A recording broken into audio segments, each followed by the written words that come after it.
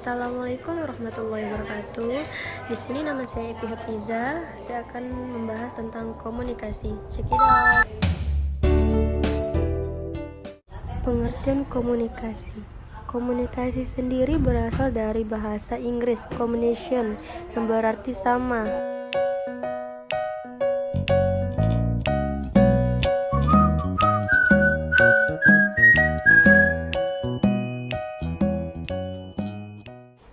Komunikasi di dalam Al-Quran, surah Al-Rahman ayat 4 yang bunyinya Allamahul bayan.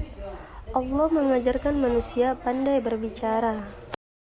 Etika komunikasi dalam Al-Quran, yang mana perkataan yang benar, jujur, dalam Quran surah An-Nisa ayat 9. Dan hendaklah takut kepada Allah orang-orang yang sekiranya mereka meninggalkan keturunan yang lemah di belakang mereka, yang mereka khawatirkan terhadap kesejahteraannya. Oleh sebab itu, hendaklah mereka bertakwa kepada Allah dan hendaklah mereka berbicara dengan tutur kata yang benar. Mengapa komunikasi itu penting? Yang pertama, komunikasi itu membangun hubungan baik, sikap baik, jembatan penyampaian ide, cara menonjol di pekerjaan, memberi kesan baik, dan yang terakhir membuatmu menarik. Tujuan komunikasi. Komunikasi memiliki 5 tujuan utama, yaitu menginformasikan, mengungkapkan perasaan, membayangkan, mempengaruhi, dan memenuhi harapan sosial. Prinsip komunikasi dalam Al-Quran ada 14.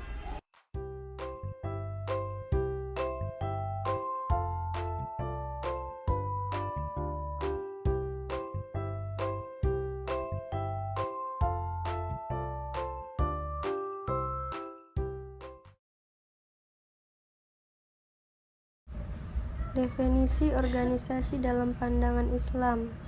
Dalam Al-Quran terdapat 2 kata yang mengarah kepada pengertian organisasi, yaitu saf dan ummat.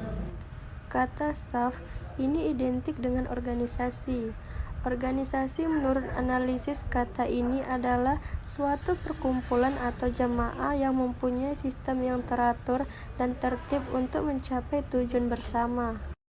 Pengertian organisasi menurut Robert Bonington dan Garbett E. Nettles, CR, dalam bukunya Modern Business mengatakan organisasi adalah sarana di mana manajemen mengorganisasikan sumber bahan dan sumber daya manusia melalui pola struktur formal dari tugas-tugas dan wewenang.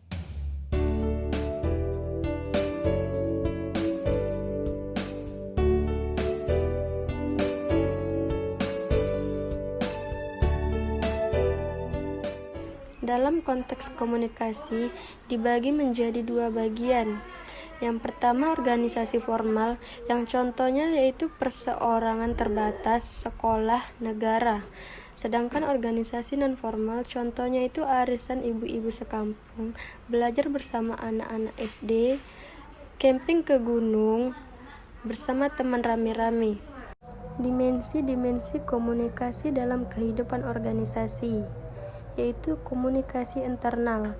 Komunikasi internal ini dibedakan menjadi 2, yaitu komunikasi vertikal, yaitu komunikasi dari atas ke bawah dan dari bawah ke atas. Yang kedua, komunikasi horizontal atau lateral, yaitu komunikasi antara sesama seperti dari karyawan kepada karyawan, dari manajer kepada manajer. Sifat komunikasi organisasi. Komunikasi organisasi tampak pada struktur.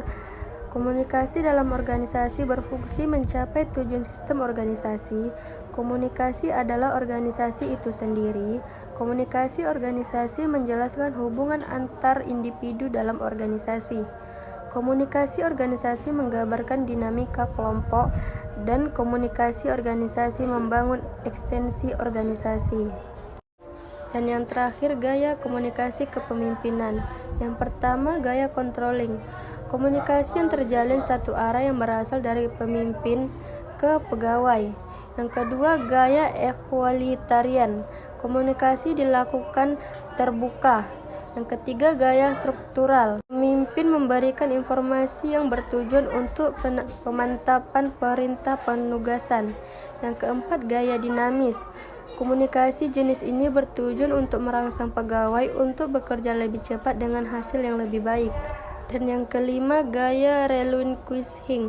Pemimpin memiliki sifat bersedia dalam menerima saran atau ide dari orang lain dan bersedia menurunkan keinginannya dalam memberi perintah atau mengatur pegawainya.